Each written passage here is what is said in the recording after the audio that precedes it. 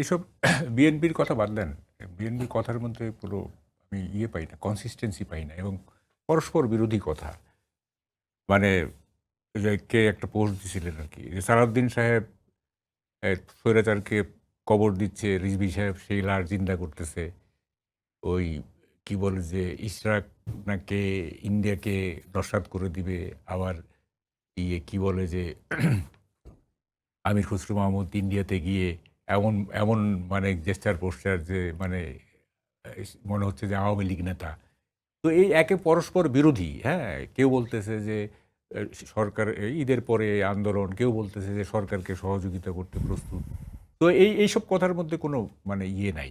ফজলুর রহমান বলতেছে রাজাকারের বাচ্চা, আবার বিএনপির আরেকজন বলতেছে যে না, তারা এরকম না। তো দিজ আর ভেরি কন্ট্রাডিক্টরি, এবং বিএনপির আমি ঠিক বুঝতেছি না, বিএনপি খুব শেকি অবস্থায় আছে, কখন কি বলে ঠিক নাই। আমি যেটা বলতে চাচ্ছি সেটা হচ্ছে, দেখেন প্রফেসর ইউনূস গ্লোবালি একটা অনারেবল লোক না, যেখানে যান, এই যে চীনে গেলেন, কত সম্মান, হ্যাঁ, এই শি জিনপিং ইত্যাদি, যেখানে যান, এই যে ইউএন জেনারেল অ্যাসেম্বলিতে গেলেন, কত ইত্যাদি, যেখানে যাচ্ছেন সম্মান। তো এই যে দিনে দিনে সরকারটা বিতর্কিত হচ্ছে, এবং এনসিপির প্রতি এক ধরনের আনডিউ সাপোর্ট দিয়ে যাচ্ছে সরকার, এগুলি তো সরকার বিতর্কিত হচ্ছে না, বিতর্কিত হচ্ছেন ডক্টর ইউনূস, এবং গ্লোবালি ওনার ইমেজ তো দিন দিন খারাপ হবে, এবং he is too old to মানে কী বলে ম্যানেজ এভরিথিং। যদিও উনি মানে খুবই অ্যাক্টিভ, এই বয়সে এত অ্যাক্টিভ, এটা সারপ্রাইজিং। তারপরেও এই বয়সে এত লোড নেওয়ার কী দরকার? মানে আমি যদি ধরি যে আগামী জুন, তাহলে তো ধরেন যে আরও অনেক অনেক দিন, এত লোড নেওয়ার তো দরকার নাই। হ্যাঁ, উনি উনি ঘুরে বেড়ান, ওনার তো যে উনি তো কী বলবো, ওনার সোশ্যাল বিজনেস, ওনার নানা রকম, একটা লেকচার দিলে উনি মানে প্রচুর টাকার মালিক হতে পারেন ইত্যাদি। তো এত কিছু করার ওর দরকার নাই। উনি সেপ্টেম্বর পর্যন্ত থাকুক। সেপ্টেম্বর পর্যন্ত কিছু কিছু সংস্কার তো অবশ্যই করতে হবে। করে কেয়ারটেকারটা রিভাইভ করে কেয়ারটেকারের সাথে উনি উনি উনি সম্মানের সাথে চলে গেলেন। বিতর্কিত হলে দেখেন, আগামী নির্বাচন যদি আপনার আনফেয়ার হয়, রিগড হয়, কিংবা কোনো ধরনের ম্যানিপুলেশন হয়, তাহলে কিন্তু প্রফেসর ইউনূস হাসিনার প্যারালাল হয়ে যাবেন। আপনি এটা বুঝতেছেন? হাসিনার যে ইমেজ যে ড্যামেজড হলো, সেটা তো মূলত হচ্ছে আপনার ৩টা প্রহসনের নির্বাচনের কারণে।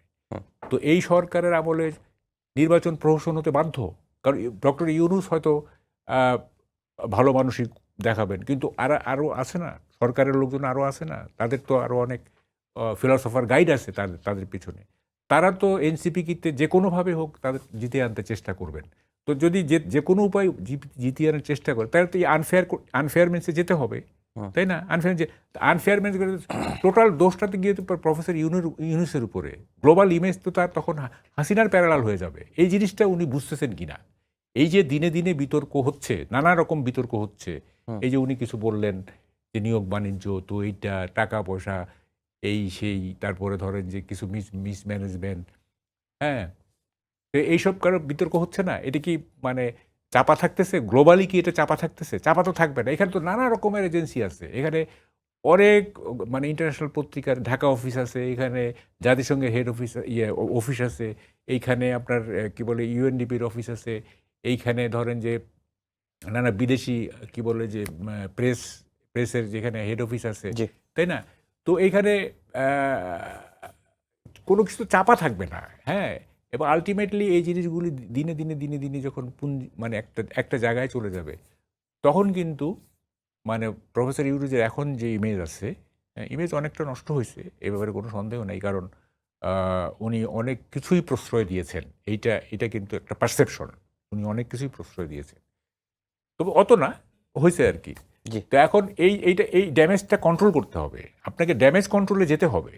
তা না হলে ড্যামেজ যদি আরও বাড়ে, তাইলে তো আলটিমেটলি ওনার পার্সোনেট, এখন যে পার্সোনেট, এই যে শি জিনপিংয়ের সঙ্গে যে, হ্যাঁ, শি জিনপিং তো একটা বিশাল ব্যাপার না, গ্লোবালি তো একটা বিশাল ব্যাপার, হ্যাঁ। তার সাথে তার কাউন্টার পার্ট হয়ে উনি এই যে কথা বলতেছেন, হ্যাঁ, কত মানে অনার, এগুলি তো তাকে ধরে রাখতে হবে।